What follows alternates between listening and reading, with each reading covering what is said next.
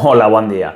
Com ja sabeu tots, ens trobem en el mes d'agost, un mes que convida a la relaxació, encara que hi ha circumstàncies concretes i no totes les persones es poden trobar en la mateixa situació, però així i tot sí que ens crea aquesta sensació inconscient de voler parar, de voler agafar-nos una pausa.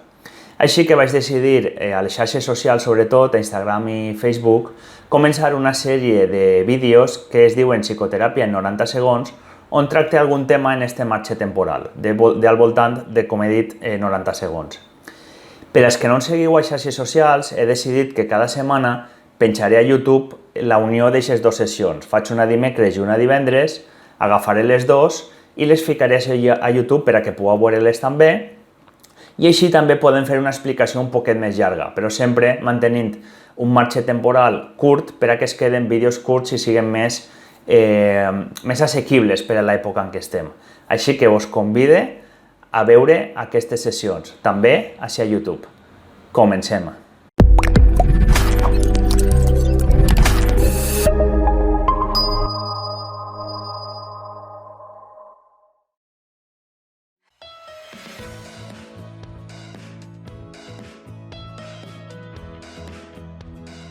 Bon dia.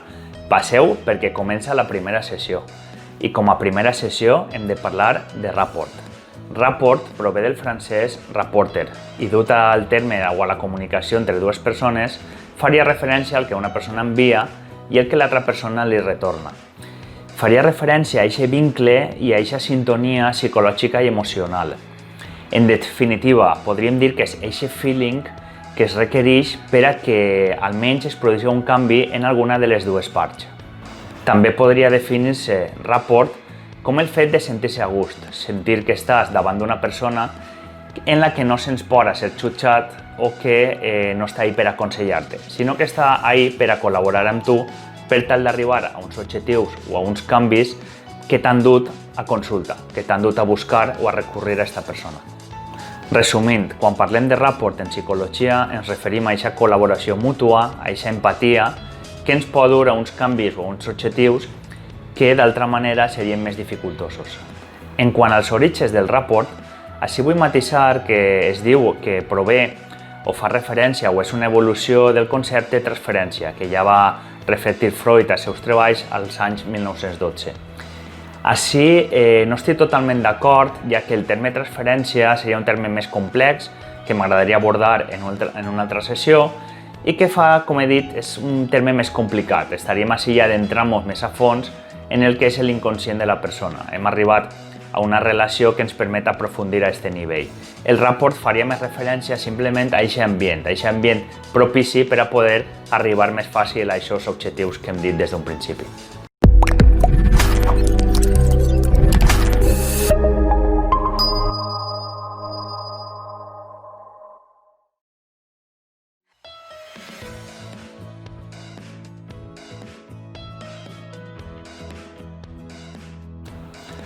Hola, bon dia. Avui anem a parlar del trauma psicològic.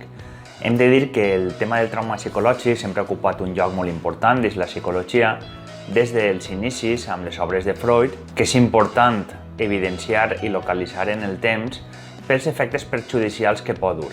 Podríem també entendre-ho com una situació d'estrès tan gran que ens és difícil de digerir o és difícil de sobredur i acaba derivant en un trauma psicològic.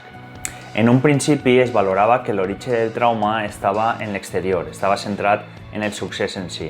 Després ja es va valorar ja no solament el succés en si, sinó la relació que tenia aquest succés amb el conflicte psíquic intern, amb la infantesa, amb les fantasies i amb la repressió de la pròpia persona.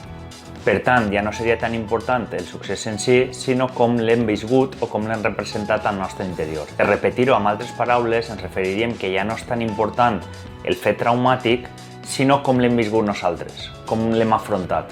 Davant el trauma es fiquen en marxa una sèrie de mecanismes de defensa a nivell intern, com poden ser la repressió, ho sabia però no me'n recorde, la renegació, ho sé però no ho vull saber, la supressió, ho sé però me dona igual, i el rebuig, no vull saber res. Aquests són alguns mecanismes de defensa que sí que m'agradaria entrar en pròximes sessions en algun d'ells en més detall.